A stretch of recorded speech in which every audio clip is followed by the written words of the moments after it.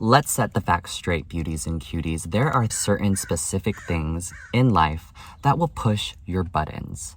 Now, why is that? Why is it that certain things trigger us? Keyword trigger.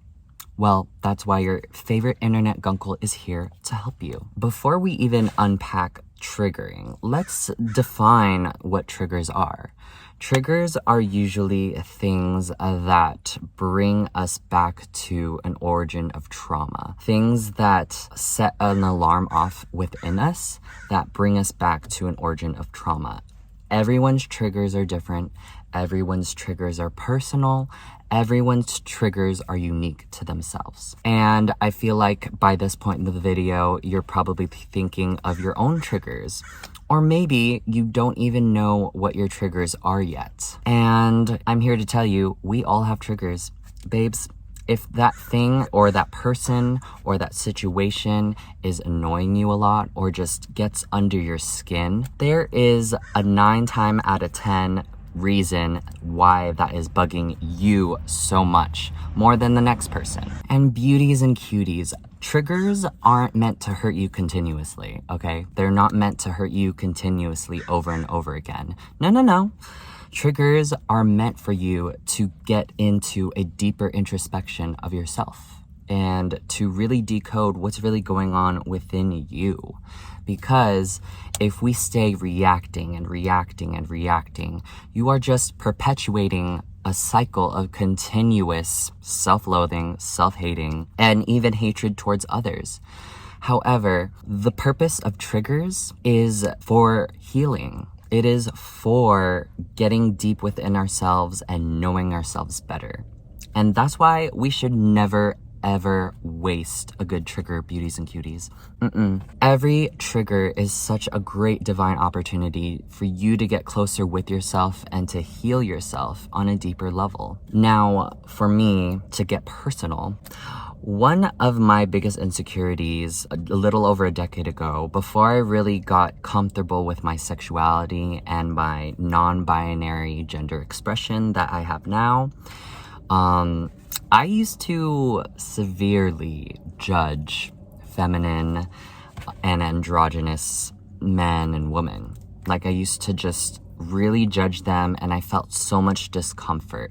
And I'll get to this discomfort thing later, because that is an important aspect of triggers and knowing what triggers are. So every time someone passed by me wearing makeup, or a guy would be wearing platform boots, I remember this one guy. He was very androgynous looking, and he went to my high school with me.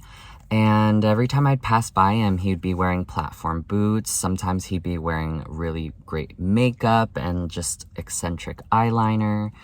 And I would just cringe. I would just internally cringe inside, because I was just, I don't know why, I just got an ick. But it wasn't an ick of just hatred. There was just something deeper within me that just felt like discomfort. And so unpacking this years later as I've evolved, I was definitely conditioned by society to demonize femininity. Anything androgynous was just a no-no. In order to abide by society's rules, you have to play by that game. And it wasn't until I realized that you don't have to and that you could just do whatever the fuck you want was when I really freed myself. And that's when I knew that I was actually interested in doing things like makeup. I was actually interested in wearing more feminine clothes and exploring my feminine expression. It just blows my mind to know that something that was such a big trigger for me before was actually serving its purpose in my life to eventually evolve me. So I got a chance to really gain some introspection within myself, identifying this trigger. I think my story really pushes the point that triggers are often reflections of things that are within us that want to bud and grow. And so it's really important for us to not perpetuate triggers in the traditional sense of it taking the best of us. You know, because usually when we're triggered, we feel discomfort, or we feel irritated, or we feel anxious. And all of these feelings are valid, babes, okay? All of these feelings are valid. Whatever comes up for you, it is valid because it is your story. It is your personal trigger. I respect that. However, I just want everybody to really take a deeper approach to when a trigger arises, because they can be learning opportunities for you to really stop and think. What really helped me gain control over some triggers to help me flip the switch and learn from them was when a trigger came up for me.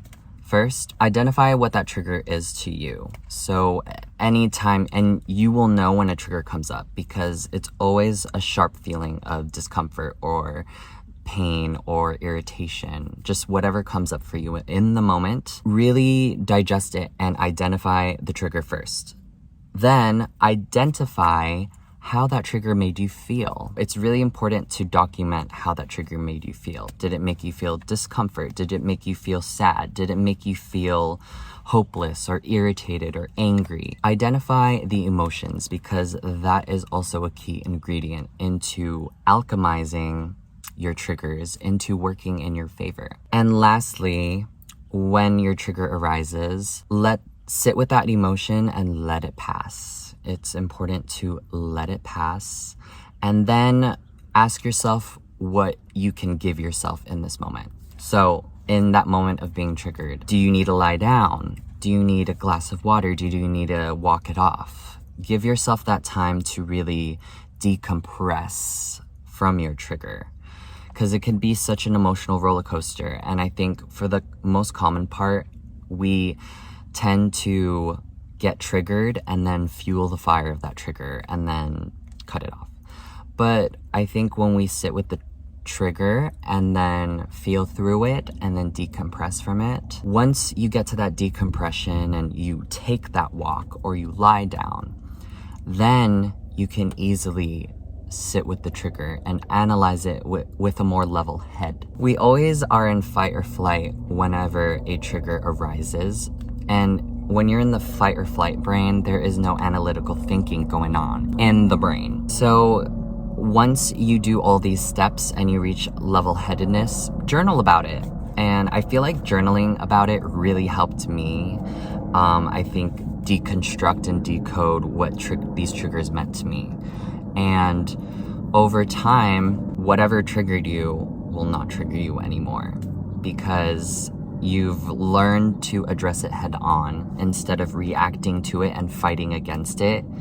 You're learning to work with the trigger and allowing it to heal you and allowing it to add to your life instead of take away.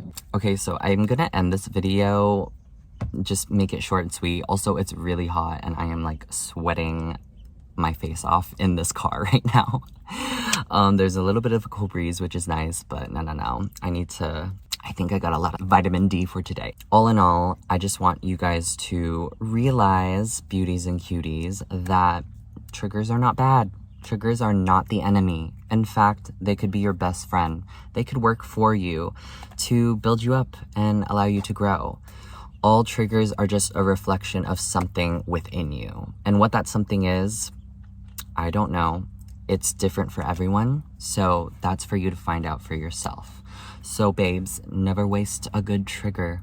And I hope this video helped you, beauties and cuties. XOXO Michael Pepito.